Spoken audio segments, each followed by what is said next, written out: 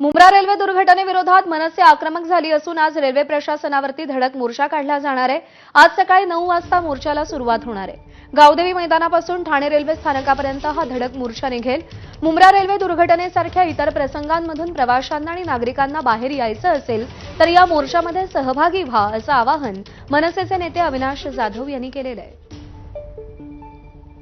आता आज जे ऍक्सिडेंट झालं त्यात आमच्या एका महाराष्ट्र सैनिकांनी टिटवाळ्याच्या ऑलरेडी रेल्वे प्रशासनाला पत्र दिलं होतं आणि त्यांनी म्हटलं होतं की एक मोठा ऍक्सिडेंट त्या भागामध्ये होऊ शकतो, पण रेल्वे प्रशासनाने हलगर्जीपणा केला आणि त्याच्यामुळे तो प्रसंग टाळता आला नाही। त्याच्या जर पत्राला ची दखल रेल्वे प्रशासनाने घेतली असती तर एवढा मोठा ऍक्सिडेंट झाला नसता, आज लोकांना जीव गमवावा लागलं नसतं। या सगळ्याच्या विरोधात आम्ही उद्या ठाण्यातील गावदेवी मैदान येथून एक मोर्चा काढतोय आणि हा मोर्चा रेल्वे प्रशासनावर ठाणा रेल्वे स्टेशन येथे जाणार आहे।